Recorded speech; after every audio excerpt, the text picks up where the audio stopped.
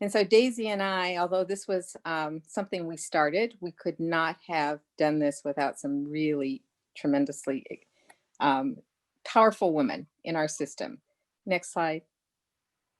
So these are the women who helped put this caucus meeting. This is our first official caucus meeting. And you'll hear how that came to be, but there was a lot of work that was put in since the last time when we first launched sort of an exploratory with you all to see what the interest was in building a caucus. And as Pam said, there have been a lot of starts and a lot of women who have been interested. And I know that we have some really great champions and pioneer women on this webinar. Constance Carroll, Diane Van Hook, certainly, some of the leaders, great leaders for many years in our system. So this is our steering committee and our volunteers. So I want to thank them for all the work that they put in. Next slide, please. And now, having made the caucus official, we have our placeholder chairs, Dr. Erika Endrijonas and Trustee Nan Gomez-Heitzeberg. So Erika and Nan. Thank you, Linda. Thank you. I'm Nan, and it really seems auspicious that here in 2020, we're starting the Women's Caucus, because in 1920, the 19th Amendment was passed, but we know there was still work to be done. It wasn't until 1965, when the Voter Rights Act, that all women finally were granted the right to vote. But we know there was still work to be done. 55 years later, CCCWC was formed, but we know still work to be done. You've already made a commitment to students, to colleges and universities, to communities across California. And your presence today really speaks to the potential, to the power of a collective voice that can affect positive change for all women in community colleges. If I could speak to Susan B. Anthony and Fannie Lou Townsend Hamer, I think I would say, yes, there is work to be done, but we've got this. The vision of the Women's Caucus is to advocate for change and policies that will advance opportunities and achieve equity for women across California community colleges. And you can see that our commitments are actionable and measurable. Erika?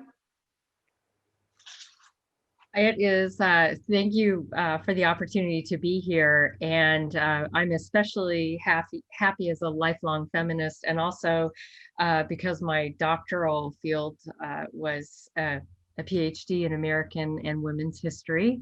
So this is what I studied, this is what I taught, and I'm a huge proponent of women's leadership and women's action towards developing the next group of women's leaders. And one of the things that excites me the most about this is the creation of the pipeline. And we'll have more conversation about that down the road. But when I emphasize pipeline, what I'm emphasizing here is membership. Really important to get as many folks out there, as many women out there involved in as members, and also part of the directory. And so I want to say that for right now, we have two types of membership. We have individual membership, which is $25. And then we also have institutional memberships that cover 5 women at an institution. But I also want to say, and I hope my CEO colleagues out there will join me in welcoming any and all women on your campus to become members, and whether they're underneath that institutional membership, whether they're individual members. I know I, as the president of Pasadena City College, will cover the cost of membership, because it's really important that cost not be a barrier. It's only $25 either way, but I really can't emphasize it enough. We need to build momentum. This caucus is very important, especially because a lot of times when there's conversation out there about diversity and equity and and inclusion, there is not always and let's talk about the women. There are other focus points out there, and I want to make sure that women are central to the focus point. Now, I also I'm just going to go ahead, Nan, and talk about the bylaws, and then we'll go back to you for pay equity. So the bylaws, part of becoming a caucus is you have to fill out paperwork. First of all, you have to have an idea, and we have that. We have an idea, we have passion, we're on the way there. And then Rena reaches out from CCLC and says, but there's paperwork. And the paperwork involves an MOU between the caucus and CCLC, but also very important bylaws. And so the website that has been referenced, and I'm sure we'll make more mention of it, I can't encourage you enough to go to that website and review the bylaws. And the reason is because they actually need to be formally adopted, but you all have to have an opportunity to look at them, weigh in on them.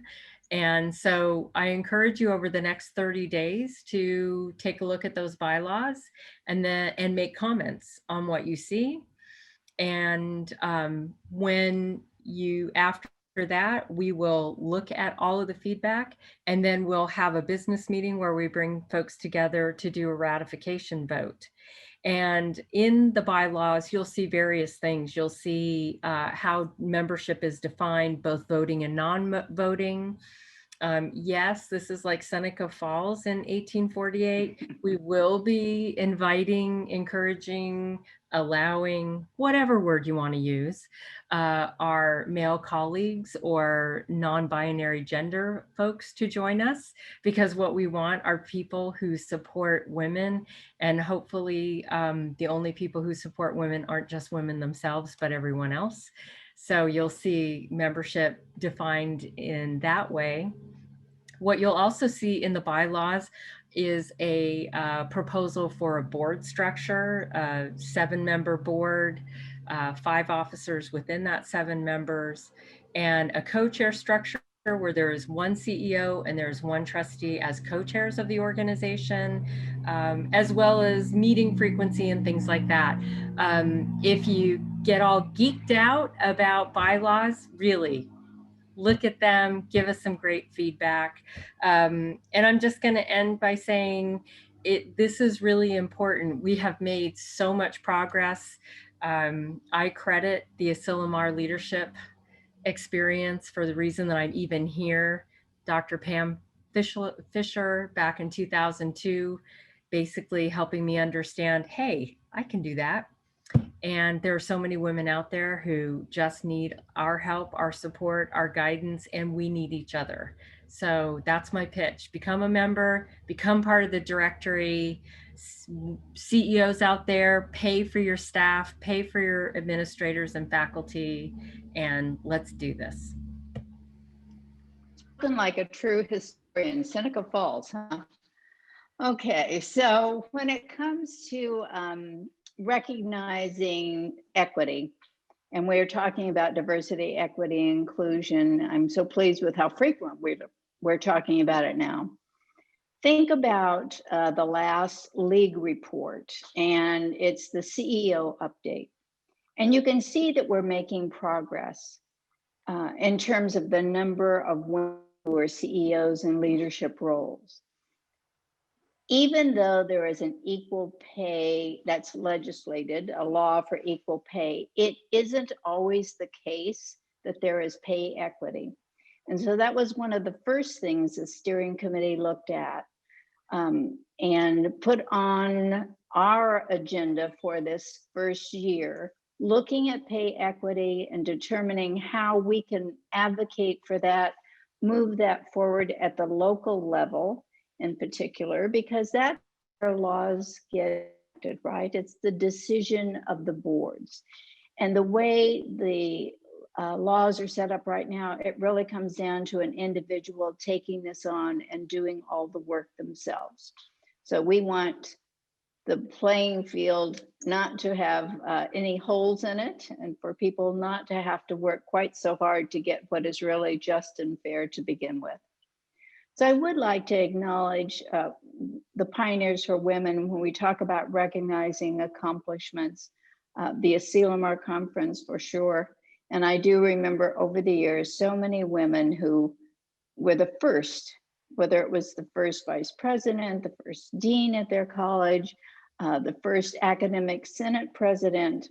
There are so many people that we stand on their shoulders in order to reach for the stars as we're doing today. So thank you all. Thank you, Nan. Thank you, Erica. Gosh, Erica, I'm so embarrassed that your name is spelled wrong on the header. I should have read that better, but I know how to spell your name. Anyway, next My slide. own boss, my advisory own now. boss misspelled my name. I know. Seriously. Sorry, Erica.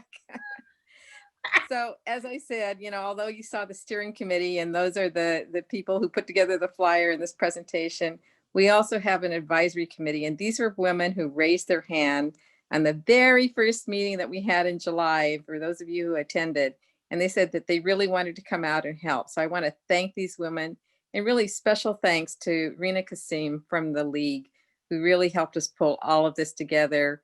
When Nan joined, she said, I really want the caucus to be official at the anniversary of the 19th Amendment. So she and Dr. Christian really worked to move this. And I also want to thank the Bakersfield people, Shannon Musser and Maria Wright. So thank you, all of you advisory committee women who raised your hand. And if anybody else wants to raise their hand, just contact Nan, because she's been pulling it all together.